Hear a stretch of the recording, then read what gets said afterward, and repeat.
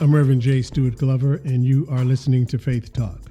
Today I want to share a brief testimony from a portion of my lived experience, my life. From a very young age, I was introduced and immersed in music. I can recall a machine in our home when I was just about 4 years old that we would sing into.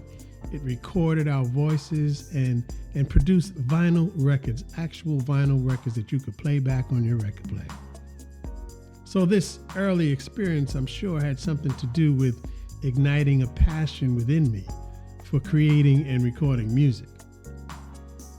Now, this interest intensified when the Beatles arrived in America, and their album, Meet the Beatles, became the first record that I ever purchased in my life.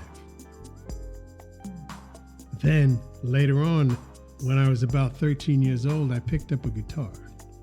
My mother got me a guitar, and soon afterwards, playing on one or two strings, we formed a band, playing in local talent shows and eventually securing gigs.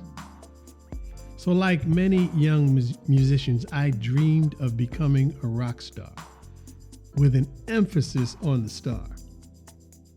This passion and pursuit led to a period of significant success as a young man.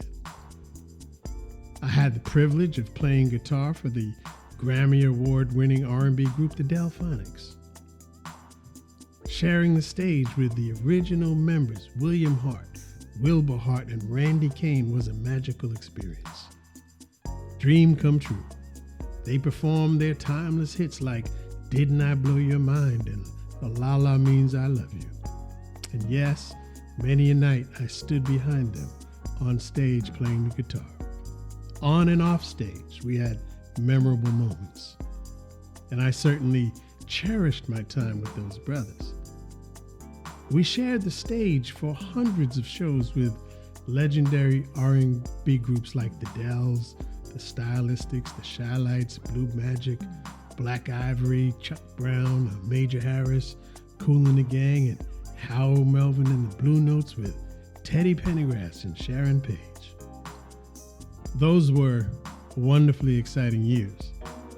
Sadly, William, Randy, and Major Harris have passed on, leaving Wilbur as the sole surviving member of the Delphonics. But despite the excitement and the dream come true nature of it all, the music industry failed to bring, for me, it failed to bring the lasting joy, peace, and fulfillment that I had anticipated. I felt an undeniable inward pulling towards a different path, a different invitation. And recognizing this void, I decided to just pray to God. I wasn't much of a religious person, but I prayed to God for a stable job so that I could support my family. So eventually I transitioned into the international banking sector, where I spent 30 years or more working for financial institutions like First Chicago, Bankers Trust, Bank of California, and Deutsche Bank. And I specialized in international trade finance. I was able to earn a good living, build a home, and become actively participate in my church. But I still felt a strong calling to a greater purpose beyond this vocation of being employed in the world of global trade finance. And it was during my time at Deutsche Bank that this call to ministry became undeniable.